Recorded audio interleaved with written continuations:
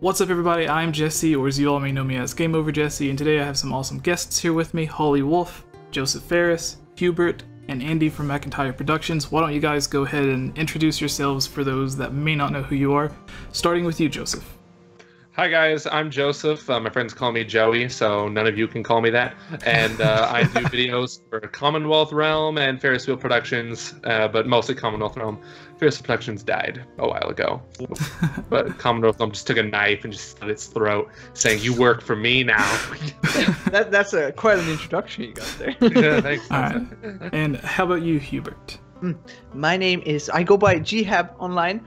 I make tons of gaming type videos. I do Zelda as well, all that kind of stuff. So you can find me on Gehab. That's, like I said, my online alias. But I guess that's pretty much it. And that I'm on Twitter as well, at Mr. Gehab, if you want to go follow me. And thank you for having me. All right. And yourself, Andy? Oh, hey, it's my name is Andy of Macintyre Productions. I typically do a lot of Zelda theories, theories in general. I did news for Breath of the Wild way back when it was called Zelda Wii U. I met Joey here, since I could say his name, all the way back when we did the podcast. I believe you had Lewis in there too from Gaming Vlog Network. Mm-hmm. Yes, of course. Some other guy, I forgot what his name was. Alan, nobody cares about him. Yeah, but then it's been really great, and that's why I really value Jesse as a content creator here, since he's keeping that kind of spirit alive, even though making YouTube videos is not nearly as, I would say, compensating as it used to, but we all do it for the sake of just camaraderie and a bit of that networking going on, so I do appreciate all this, and yeah. All right, and finally you, Holly. Hey, yeah, my name is Holly Wolf. I'm a cosplayer and a model, and I've kind of recently been getting more into the scene of, I guess, YouTubing, and especially concentrating on Zelda. Obviously, it's my favorite series of all time, and yeah, but I model full-time, cosplay, and play video games. We're gonna leech off of your Twitter followers. Yeah, but yeah, you can find me. You can find me at Holly T Wolf. That's like all my social media, and YouTube is just Holly Wolf TV. It's like half gaming related, half model vlogging, random stuff. Awesome. All right, and for everyone watching, we're all here because we're all Zelda fans, and we're going to be discussing Nintendo announcing what exactly we're going to be getting in the first DLC pack. So to start off, I think the biggest part of this, or at least what I assume is going to be the biggest part of this content pack, is the Trial of Sword, which Nintendo describes as, when you get to a certain sacred location, you can take on the new Trial of the Sword challenge. Face an onslaught of enemies, one wave after another. Link starts the challenge without any equipment or weapons. When all of the enemies in a room are defeated, Link proceeds to the next. Clear all the trials, about 45 rooms in total, and the power of the Master Sword will be awakened. And it will always be in its glowing powered up state while usable. So to me, this kind of sounds like the DLC dungeon they added to Twilight Princess, the Cave of Twilight Shadows, whatever it was called. I mean, there was also one in there that wasn't DLC. It was the Cave of Ordeals. Yeah, and I believe there was even a cave in the Wind Waker. There was. Well.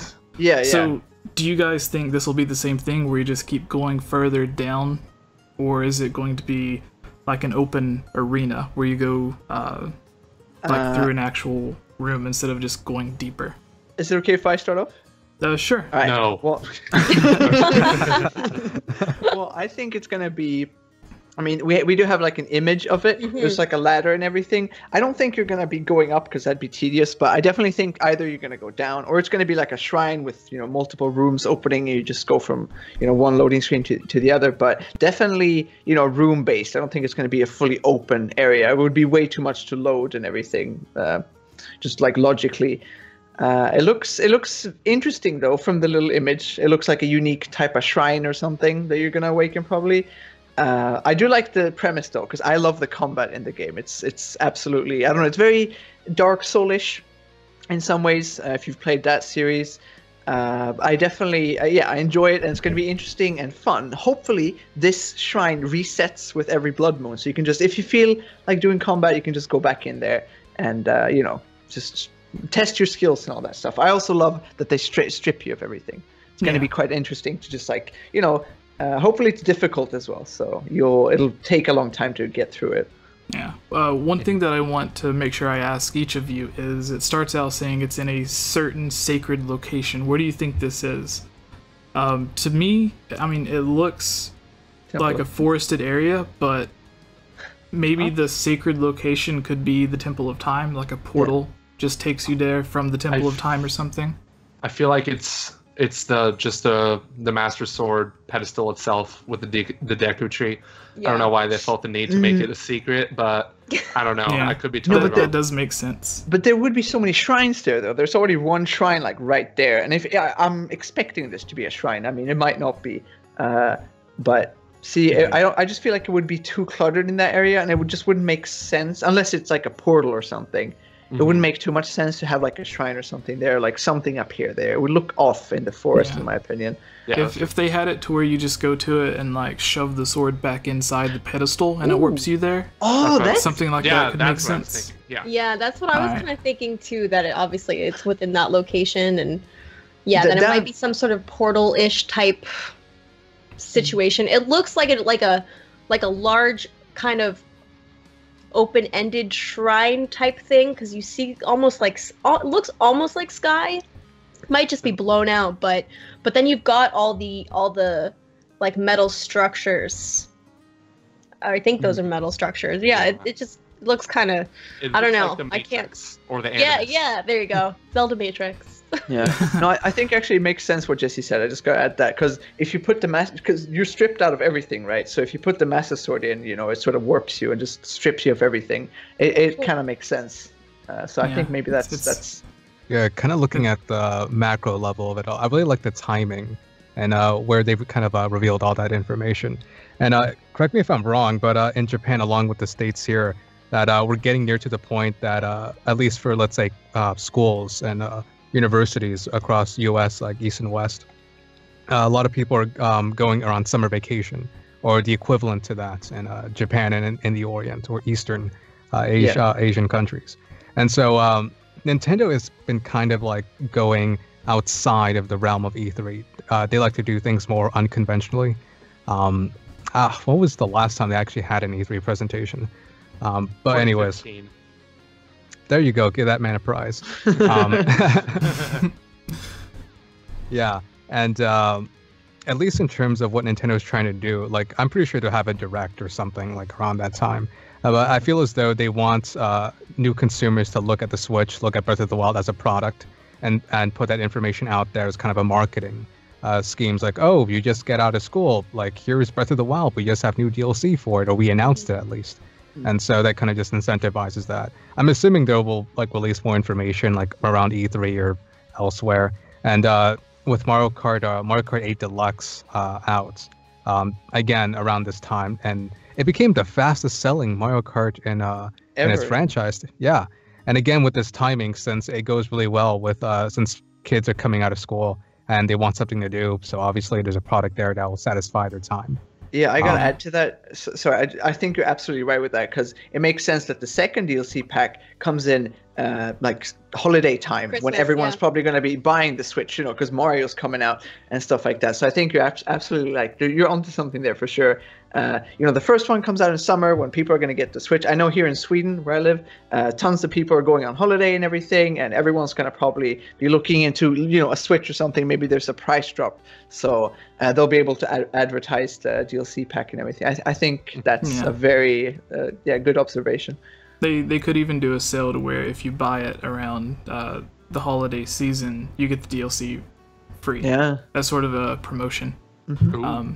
But really quick, is this a good addition for the DLC, or is it something that you feel could have been better? Starting with you, Andy. Well, not really counting Triforce Heroes, I think this is kind of the first legitimate time that the Zelda franchise had DLC for one of its mainline selling points. And and considering, I don't think people are kind of overreacting about the Tingle outfit. Actually, don't really, but that's a whole other thing. Yeah, we'll get into that later. Yeah, Tingle just scares me. But anyways, like in terms of its first kind of outing, I like it. It gives a brand new style of play, like for example the sword trial thing, and new costumes and stuff. I think doesn't the Korok mask allow you to see all the Koroks or something like that? Yeah, I think it vibrates or something. Yeah, it vibrates when you're close to one. Yeah. Interesting. Yeah. So yeah, like it's pretty hefty for what it's worth. So in terms of like its first outing, I think it's great. I'm thinking they're probably saving like the big Kahuna or whatever it is. Since didn't they say like the DLC pack 2 will come with a brand new Yeah. Story and a dungeon. I'm assuming they're going to save that for holiday, the holiday yeah. season. So again, to act as that incentive, since they really want new consumers to be part of Zelda. And I think I don't have the numbers to back this up, but I think Breath of the Wild will probably overtake Twilight Princess in terms of new consumers getting into the franchise. It will. I think that's a fact, yeah. Jack. Yeah. Yeah. All right, and you, Qbert, Trial of the Swords. Is it good DLC or bad DLC? Like I said before, I love the combat, so absolutely, I'm very much excited to try the DLC. I said this before we started recording, but I hope that this isn't all the things that are going to be in the DLC, you know, all the armors and everything. I hope that's not everything, because I kind of, you know, a big part for me with Breath of the Wild was discovering everything. You know, you find this new like sword, you're just like, whoa, like what is this? Is this like, this is so cool? You know, it's all these new things. So it's kind of sad in my opinion that they just revealed everything sort of. So hopefully we get some surprises, but overall I'm very much liking the DLCs. Again, Tingle costume, I'm gonna run around with that all the time. Also the phantom armor looks really cool, so I'm gonna be, I saw a really cool Reddit post before with people making their own like outfits and everything in the game, so it's gonna be interesting to see what they do with that. It was cool, some armor sets and everything, but overall, yeah, like I'm excited for it. I'm excited for it. And you, Joseph, Trial of the Swords? Trial, yeah, I think that's my favorite part of the entire first pack of DLC altogether, because like I thought I could have sworn it would have been in the game at first, like without the DLC, and there are some parts of this DLC I feel like should have just been there from the start, or not even just paid for. It would come later, but we'll get into that when we go down the list further. But I like the Trial of the Sword from what I've seen of it so far. It looks like it could be a huge challenge, especially if you start out with nothing, like Eventide Island to the max, and yeah, it's going to be nuts. And I always thought that because the website itself didn't like explicitly say what the true power of the Master Sword was, but I know the detail has been revealed later.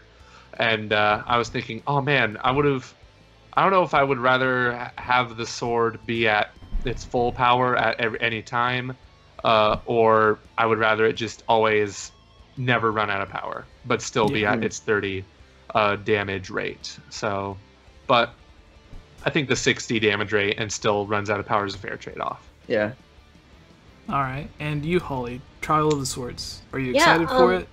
I am excited for it. I think it's great that Nintendo's going this route with the DLC, like having it. What looks like, you know, it looks quite large, like 45 rooms in total. Is a lot. Like some of the shrines, like the ones down the road when you play the game, some of them are quite big. So I feel like all of these individual rooms are going to be hopefully bigger than all the shrines. So I'm looking forward to that, and it'll be really good that it will refresh a lot of people streaming the game and whatnot, right? Because I feel like it's going to come at a time where everyone's just like beating it or got 100%, whatever. So there's going to be a lull in people playing Zelda, and this is kind of going to spring it right back up because everyone's like, oh my god, Trial of the Sword came out.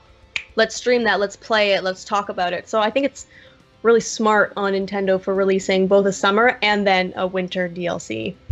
All right. So I'm excited. And especially considering, man, it'd be great if Nintendo released that video sharing feature around the time Trial of the Sword came out. That would be extremely. I don't see it getting Twitch support, like, because that takes a lot of CPU power, and my phone heats up every time I stream on Skype, even though it's got a good CPU. So yeah, that thing's gonna melt switches. So I hope they add like a timer to it, because then, you know, there'd be a speedrunning section for that. I think that would be really cool. I mean, people are gonna speedrun it anyway, but I do like the fact that, you know, it's its own thing that you can just go in there with and you get stripped of everything. I hope Yeah. maybe they'll do something like, you start out with 3 hearts and you can pick up like upgrades and stuff throughout the way. That could be cool. So I mean, we don't know all the details about the Sword of Trials, or the trial of the swords. But yeah, I'm really liking. I've wanted an arena since the beginning, so it's going to be very, very fun. Moving on to the second piece of DLC, the Hero's Path mode, which is kind of odd. It's not something I would have thought about, but after reading on it, it looks like it's kind of a cool idea. That way, because I'm sure a lot of people go on the same path all of the time whenever they're trying to get to a location. So this will be a way to be like, okay, I've taken this path from point A to point B. What if I take this path instead? And then you come across some areas that you may not been to. So it's called Hero's Path mode, and Nintendo says this new map feature shows the path Link has walked through Hyrule from the last 200 hours of gameplay. Use the time tracker bar to see where you've spent the most time and where you have yet to explore. There's bound to be more adventure and maybe a shrine or two on the road less traveled. So, and then it has Link paragliding with a Moblin? Is that? With the... Oh, that doesn't come until... Oh, that's later. It's the video first with the little tracker. Okay. Okay, yeah, so that's the picture under it. Alright, sorry everybody. But yeah... You spoiled it. Damn you, Jesse! Yeah. So, with the Hero's Path mode, it makes me think, whenever you get the DLC, is it already going to track the past 200 hours, or is it just going to begin when you get the DLC? I think a good way Nintendo could get around this, because the DLC of Hero's Path mode had to have been implemented in the game before. That way the game knows how or when to keep track of where you walk, because I don't think that's a feature that most games would have in it otherwise. So unless, like the most recent patch, if they implemented it in the code to where it does keep track, it just doesn't tell you yet, then that would be a good way, so whenever it comes out, it automatically has your last 200 hours. But yeah, what are you guys' thoughts on this? Starting with you, Holly. I think it feels kind of useless, but then you kind of think about it and you're like, oh, well, okay, it tracks your 200 hours of gameplay. It is good in the sense of like, okay, I've clearly never been to this area of the map. I'm going to go explore that. And then, you mark it up with the little, was it a green line that shows the tracker? I think it's green. But I do think it could be useful. I remember, Jesse, you saying like one time on Twitter DM or something, you like DM'd me and you were watching one of my Zelda streams and you were like, you went to 5 places that I've never been yet. Where are those places? And I was just running around doing nothing, like just hanging out, playing the game. So I think it's smart in that sense, because you will be able to be like, oh, I've never been to this spot, and that spot could have something super cool, or like an awesome weapon or whatever. So it's useful. I hope you can turn it off, though. You can turn it off, right, in the map? I'm sure you have to activate it. Because I'm like, could you imagine just having a wonderful hot mess of a map every time you go into it? Right.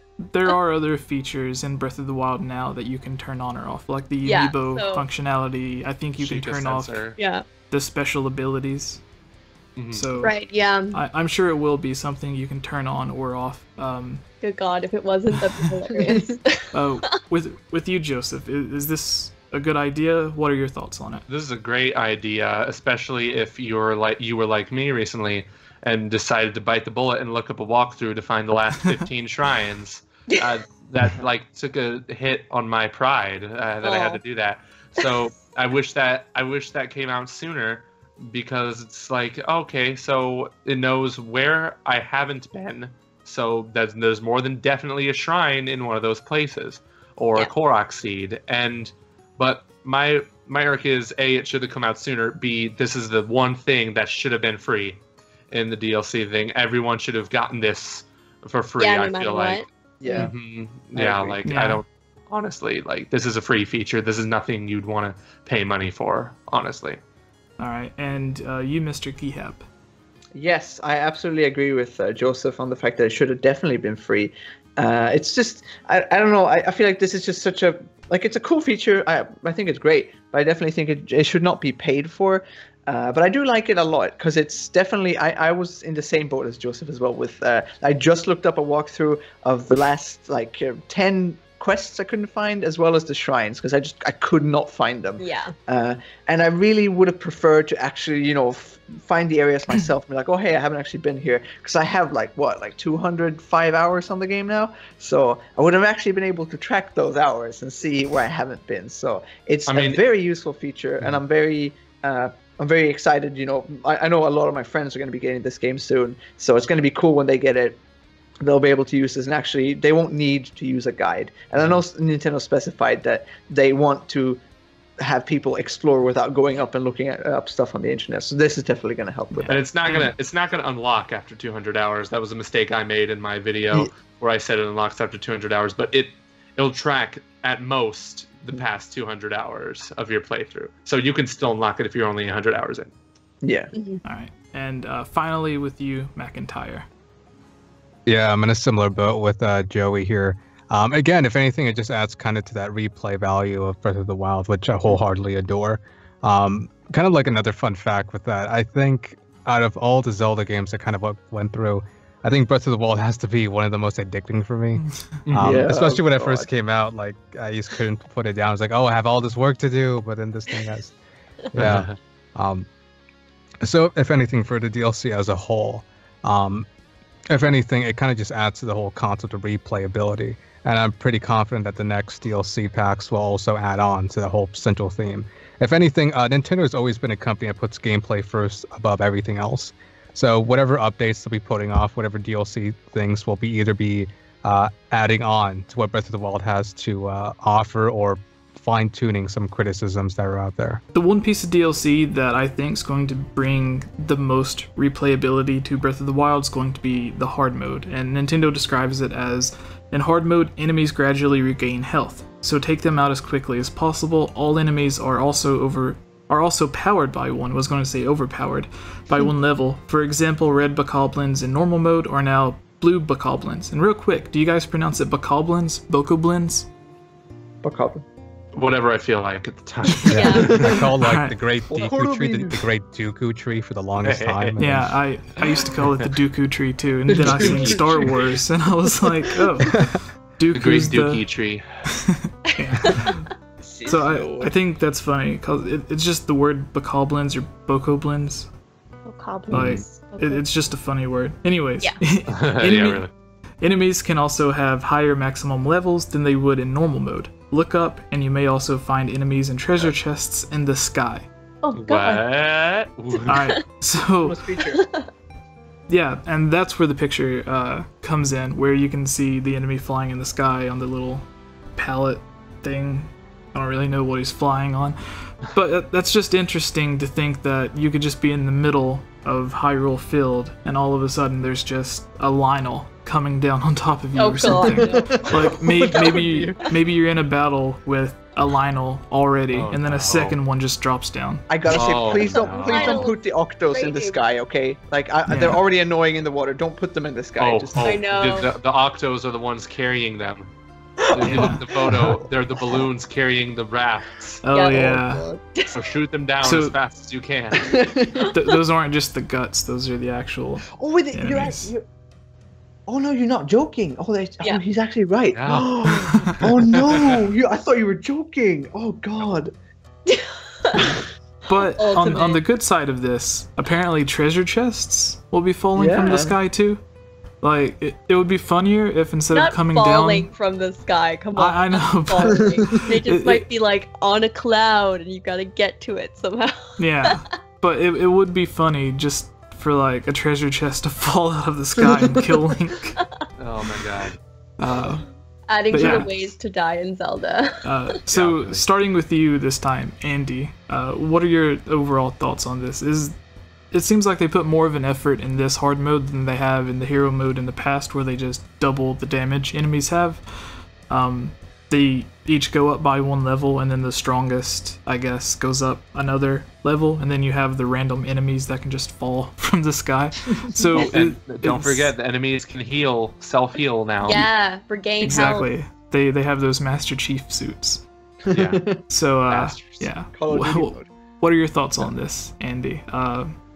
Is this something that's a step up from hero modes from the past, or do you think they could have gone a different route with the hard mode? Yeah, like one big question I have, like at first off, I really enjoy. Obviously, they're putting much more effort into higher difficulty than past other Zelda titles. But does this only really apply to like just normal creatures, or what about bosses? Like, I'm not sure about you guys, but like the final Ganon fight, I was kind of underwhelmed, especially at the second iteration. So if this kind of affects that, then I'll be all for it. Other than that, like if they're gonna do that, I really hope it transitions well to like other portions of gameplay. Of course, bosses is one, but let's say maybe food doesn't heal you as much, or something along those lines. But yeah. All right, that would be interesting. They didn't say whether it affects like potions and food, so it would be interesting if it limits those as well. Yeah. But moving on to you, Qbert. Yes, I don't think Mr. Gehab.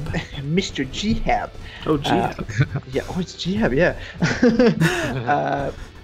No, I definitely hope that there's stuff with the food as well. I hope that there's more a little bit like tidbits of changes in it as well that we don't get to see here. But I really like that they put stuff in the sky, because it's sort of the one place you don't really look. I mean, you look up at mountains and stuff. Yeah, exactly. Look up. Now there's actual things in the sky, which is going to definitely be interesting. I like that they regain health as well. It's going to make it a lot more intense. Just please, I hope they make it so that you can have another save slot for this. Because right now you can only have like one save file unless you make a new profile for Breath of the Wild. So I hope you'll be able to, on your main profile, actually make a new save slot just for this. Hopefully that's going to happen. But I definitely want them to do that. Otherwise, I'm not going to want to overwrite my previous one. So, do you think it's going to be something you can turn on and off? Like, if you want to play with hard mode, you can. If it gets too difficult, you can just turn it down.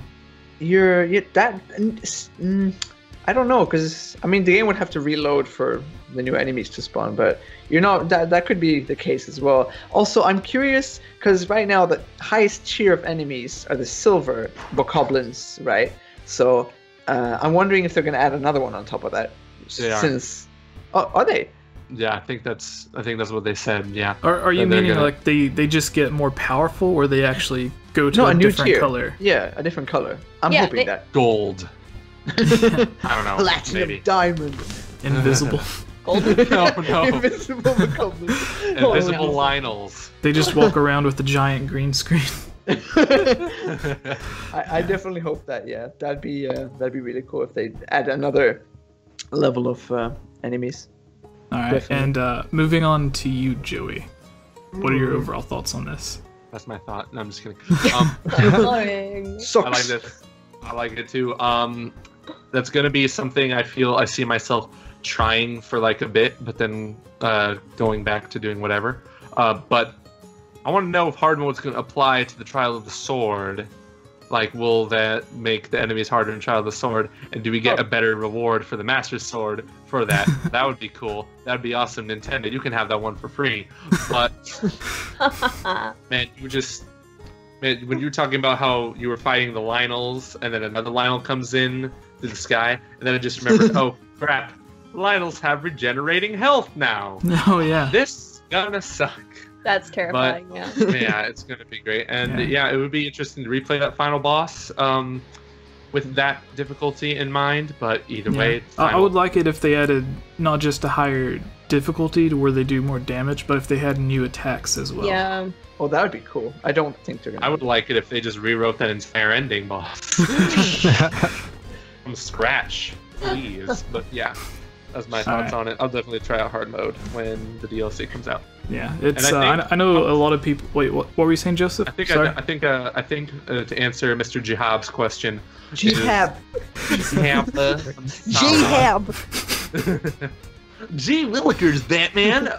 And I think the way that's going to happen is the same way with the new feature for changing the language is going to happen. You're going to have to go into the menu. You're going to have to go quit the game, go back to the menu, change the difficulty there, and then go back into the game.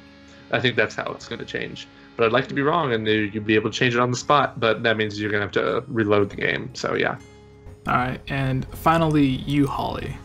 Yeah, I think it'd be pretty cool. I feel like some people might try it for a bit and then just be like, okay, that was fun, but I'm just gonna go back to regular now. It does say, like, it even says in the little blurb that all enemies are also powered up by 1 level. So I would assume that means everyone bosses Octoroks. Everyone. Lasers. They shoot lasers now. They shoot lasers from the sky.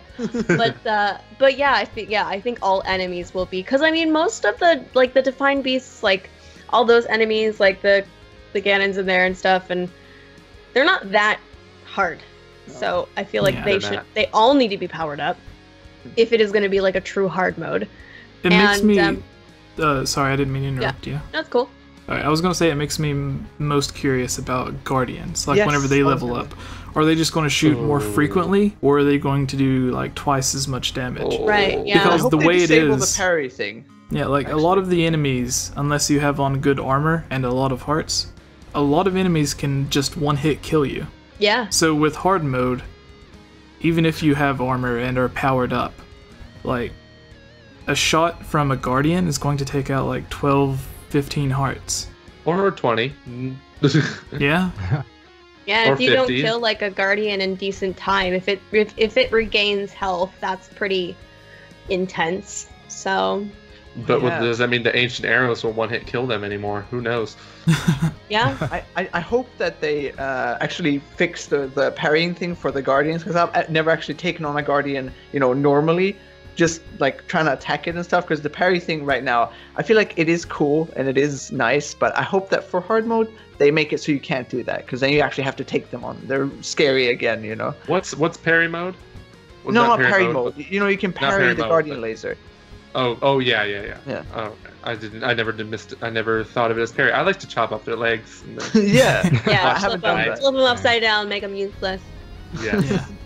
Alright, and moving on to the 2 final pieces of DLC, it's what Nintendo's calling the Travel Medallion, and it says, somewhere in the world there is a chest with a Travel Medallion inside, which is similar to what they did with the bonus DLC that you get when you first pre-order, where they just drop the random chests throughout the Great Plateau, or the greatest of all plateaus, if your name's Mosses. But anyways, when you use this, you can register your current location as a fast travel point on the map. You can also register 1 location using the Travel Medallion. Going through this really quick, I really like this. A lot of people complain about they like to just walk everywhere instead of using the fast travels to the towers or to the shrines, because they feel it takes some of the exploration out of the way. So I know they the must people have a lot of patience. Yeah, it's it's like in Wind Waker, once you're able to like warp to different areas instead of just keep on sailing. But with this, I feel like it's coming at a time where most people that have the game are already going to be familiar with most of the world. So it'll help you in those spots where like there's not necessarily a shrine next to this certain location that you need to go to because for whatever reason there's Koroks or something there. So you can just fast travel to it after you go off. But yeah, starting with you this time, Joey. What are your thoughts on Travel Medallion? I think this is another thing that should have been free, to be honest. Mm-hmm. And did they say there's only one Travel Medallion? Yep. But you can only use it one time. Why? No. When you reuse it, it'll reset the location. Yeah, so you can only use it in one spot at a time. Yeah. Yeah. At a time. Sort of like, what was it in Ocarina of Time? Nate. Oh, the Farore's Wind, I think. Yeah, so similar to that, I guess. Okay, that's more acceptable, but you're gonna have fun editing that part. The audio level's just like. But yeah, I still think it should have been free at that point, because it's cool, but it's nothing I want to pay money for. Same thing with the map and stuff. Yeah. Yeah. Here, guys, I need to go to the bathroom quick. I'll be right back. All right. I just chugged tea. Right. So moving on to you, Andy, while Holly's gone, what are your overall thoughts on this? Is this something they should have implemented in the game to begin with, or do you think it's a cool little piece of DLC just to make the pack seem like it has more value? Yeah, I agree with Joey that it definitely should have been part of the game, since that sounds like a concept that should have been in there. I'm guessing the rationale behind why they kind of formatted this way is that Breath of the Wild has been in development for a long time. Joey, Jess here knows exactly what I'm talking about. And I'm guessing it's really just a theory. I could be wrong on this. That over time, when they were developing, and of course they were originally for the Wii U, and then the Switch happened, and then they had to cross-develop for both platforms. I believe what was the director of the game, I forgot what his name was, said that there was a lot of concepts found within Breath of the Wild, but he didn't really have a whole lot of time to put everything in. But he was still very much happy with the final product. So I'm guessing that these little trinkets that didn't necessarily went across to the final product, they're just putting it in as DLC. And I'm guessing, I think they already planned for DLC ahead.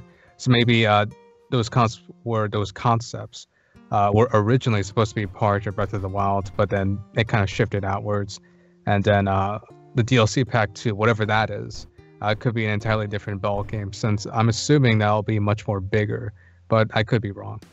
Yeah, and it does kind of make sense the way you were talking about it. Maybe it's something they wanted to do, but because they had to work on the game with 2 different platforms, they didn't necessarily have time to work it in the game or fix the bugs that could have been there. But moving on to Qbert. Yes. We're just calling you by all the names today. Gehab, no, it's fine. I really like this. I really like this. I'm with both Andy and Joey on this.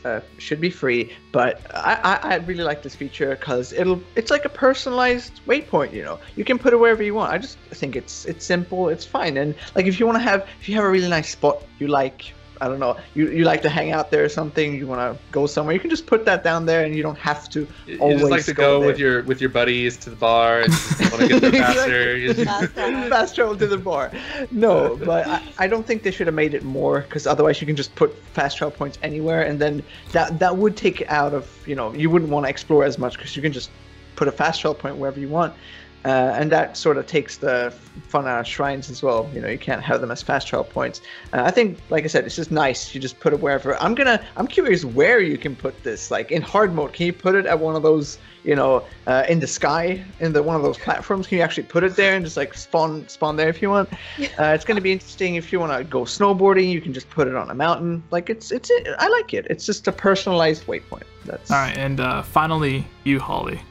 Yeah, I like that idea, because there are certain areas like some of the mountain peaks and stuff that obviously there are no shrines super close to them, so that would be a good way to use the travel medallion and stuff. So I think it's cool. I agree. I think it should be free. I don't think it's like super amazing or anything, but it's cool. It's nice to like have like an extra point. Maybe I just want to place it like inside my house instead of that 30 seconds it takes me to get there from the shrine. Really? Right. I ain't got time for that. All right, so here's really quick on the same thing. It says somewhere in the world you'll be able to find it. Where do you think it could possibly be? Do you think it's something an NPC gives you? You have to do a quest to obtain it? I would like it. I would love it to be a quest. Yeah. I think it's buried in the sea at the corner of the map. No, it's so hard to say. I just hope it's not like in some just random point. I'd like it to be somewhere that makes sense. That's It's like, God, Nintendo, I already paid you for this. Now you gotta make me find it. Your pass is only $20. But see, that's also why that's a good point, actually. That's why it should be free. So if people just like get the game without the DLC, they'll just run into it. Now you actually have to buy the DLC to find it, and most people will go looking for it. It should be one of those things you just sort of run into, I feel. Yeah, really. That'd be cool. It would also be interesting if the DLC chests are randomly generated in different areas. That way, if someone doesn't know where to find it, they can't look up on... Well, I guess that would kind of be annoying. But that'd be even more annoying, dude. They're already so useless, though. Like, it's just like what? You get an amber, that's it. I don't feel like the DLC chests were kind of disappointing to me. They were. All right, so moving on to the final piece of DLC in the first pack. The Majora's Mask, Midna's helmet, the Phantom armor, Tingle's outfit, and the Korok mask. The most important of which is probably the Korok mask because it actually helps you complete the game if you're interested in finding all of the Korok seeds. The Tingle mask, Master Race. Tingle shakes or vibrates. Really quick with Tingle's outfit. I don't know if this is completely true, but I remember someone talking about it that I don't know if you guys know about it yet, and I don't want to spoil the game. No, it's fine. You can. No, Okay. tell us. All right. So somewhere in the Gerudo town, in one of the diaries, someone told me that there was a page that's written as if it was written by Tingle, talking about, oh, I'm 35, in my mid-40s, whatever the age was, and I haven't been able to find my own fairy yet, and it basically... It's as if Tingle was writing down his life story on that one page.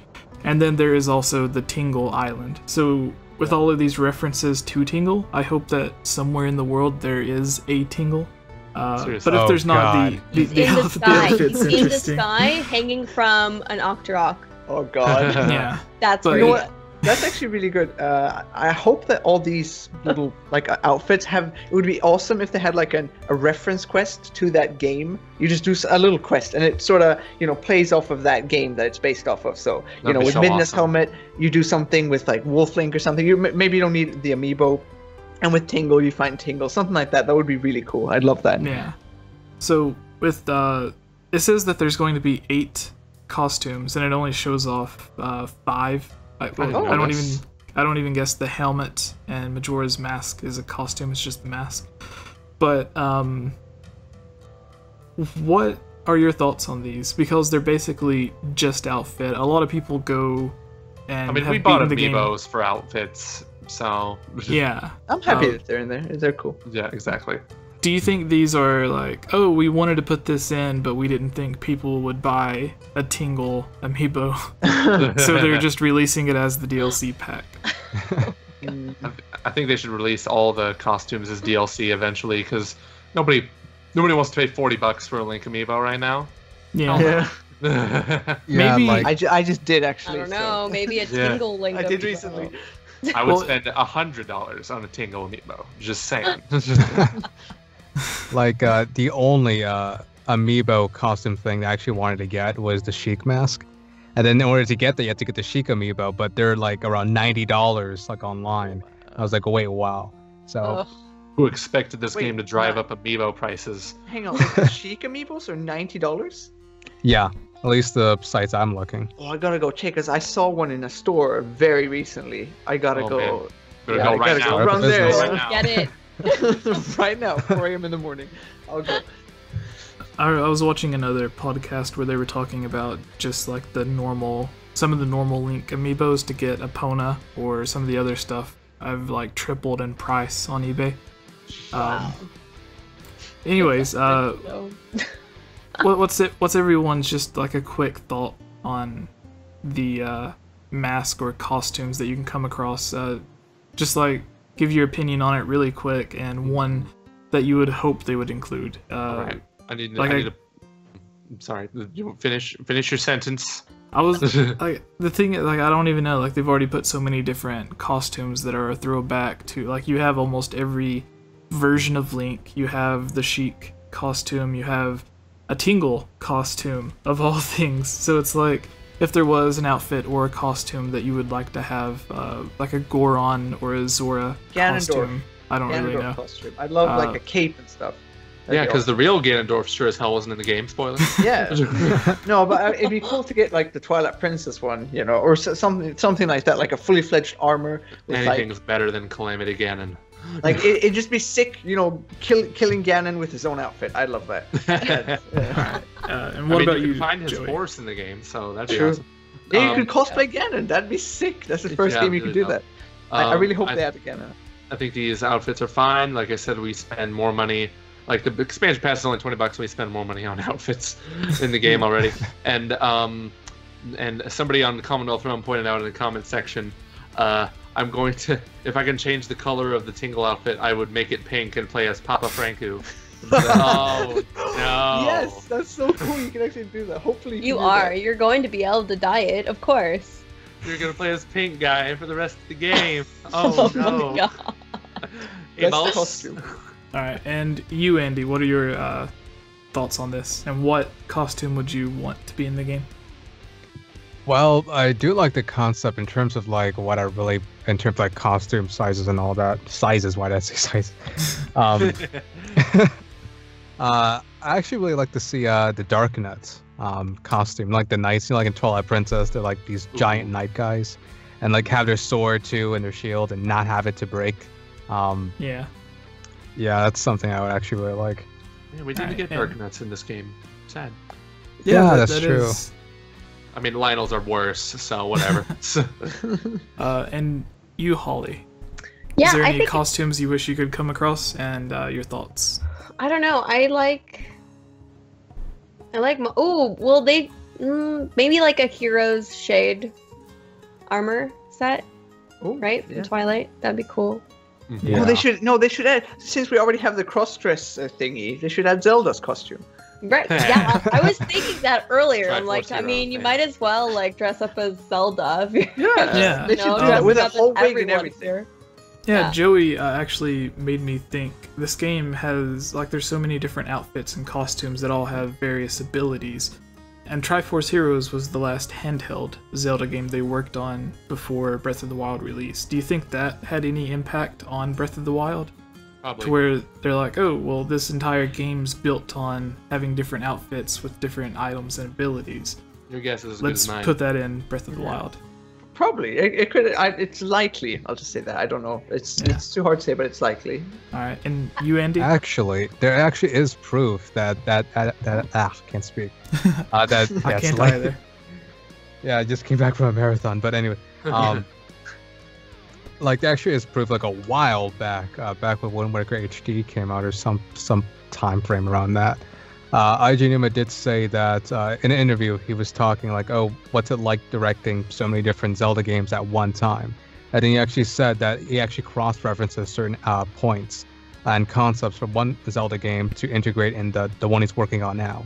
And way back when Zelda Wii U was just Zelda Wii U, not Breath of the Wild, IG Numa made Wind Waker HD to hold consumers over for Breath of the Wild. That never happened. Yeah. Yeah, but it went off. Like, of course, Link Between Worlds also had a huge part in it, I think. And Twilight Princess HD in some degree, maybe. But that was largely Tantalus developed that. So I do see it likely, since IG Numa said himself that Breath of the Wild is kind of a amalgamation of everything that is Zelda into one game.